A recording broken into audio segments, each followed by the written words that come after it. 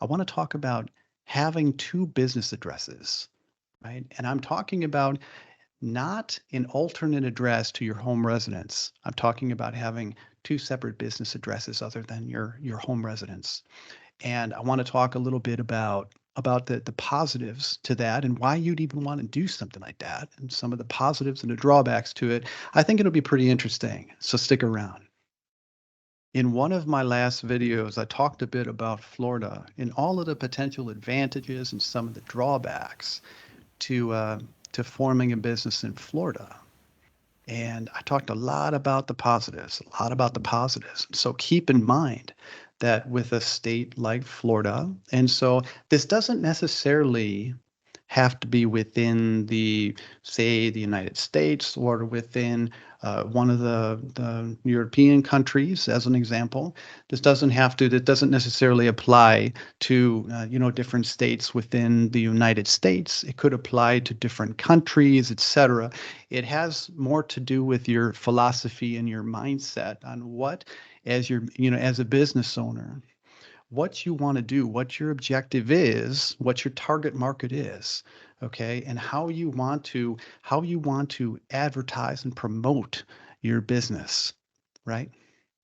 And I think I brought up Florida because I think Florida is an excellent example that we can use for this on why you may want to, consider having an alternate address along with the address of, where you're primarily doing business, as an example.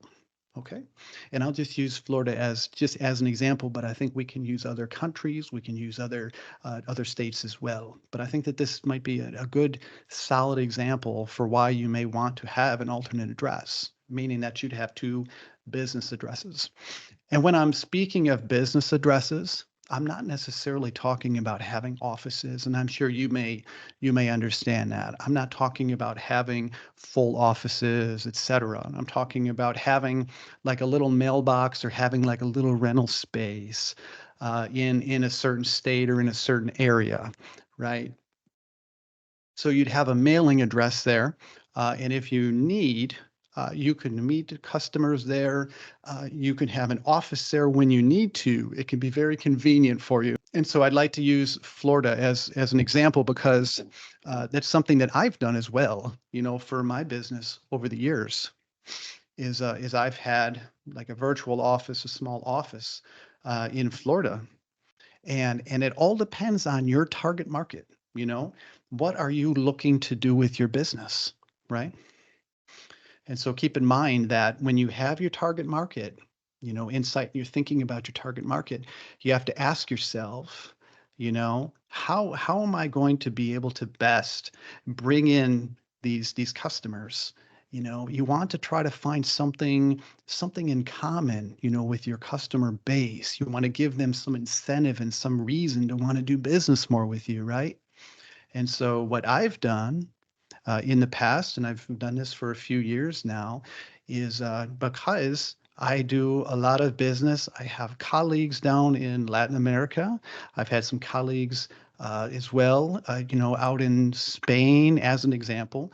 A lot of the Spanish-speaking world. I've done a decent amount of business with people all throughout that area, and so from a customer perspective, a lot of people are very interested in Miami and the Miami area. And as I stated in one of my other videos, that if you're working on, for instance, trying to improve your Spanish, Miami is it's like a stepping stone. It's like a gateway to Latin America a bit. And you can go down there. And because I've done this before, you don't necessarily have to speak English at all when you go down to Miami, right? You can survive just fine. And there are many people who live down there. They've lived down there for many years. They don't speak English, which is an excellent opportunity for you if you're working on your Spanish, that you can't resort to your English. Black old man, I don't know why.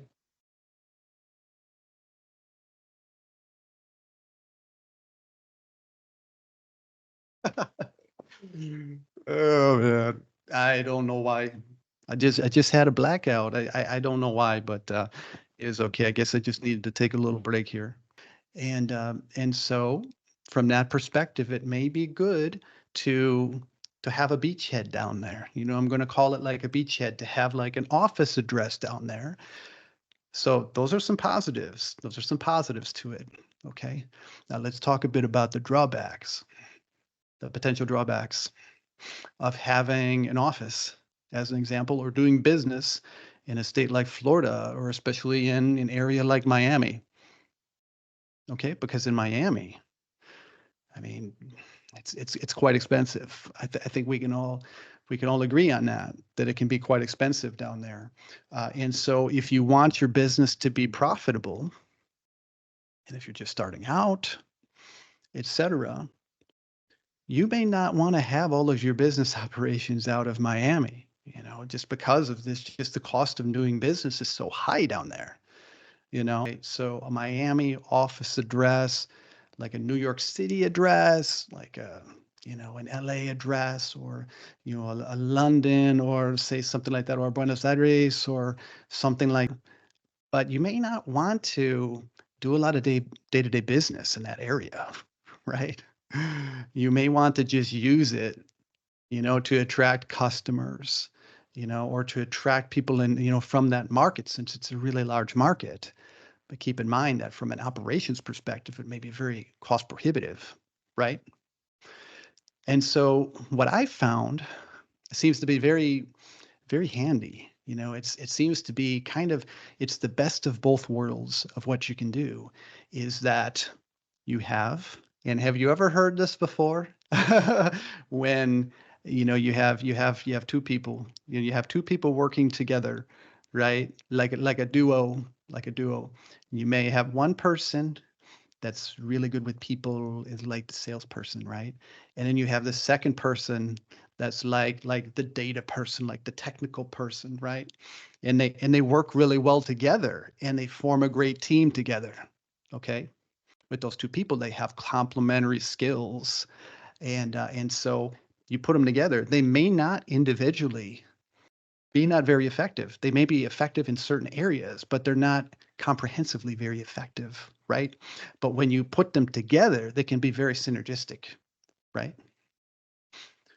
So now with a Miami address, the Miami address could be used virtual office. Let's just say you do a virtual office, to bring people in. If you need to have a conference room or have an office, you can set all of that up, and keep your costs relatively low. And your day-to-day business, you're not necessarily going to do in Florida. You may do it in another state, your day-to-day business, or let's say your business filings. Let's say maybe you want to do your business filings in Wyoming, as an example. Okay. So you have a business address that's going to be for the paperwork, right? So you have one, which is your outer facing address, and then you have the other address for your paperwork, right? The thing that the more boring one, right? You have your exciting one and you have your boring one, right? And so the exciting one is the one you're going to use to bring all your customers in, or a lot of your customers, right? And then the second one is going to be where you do your filings and you do a lot of your day-to-day type of work, right? Just using those as a couple examples. And so as your business grows and you're thinking of, hey, how can I bring in more customers? This might be something to consider a bit, because I found this to be relatively useful in saving money over the long term, right?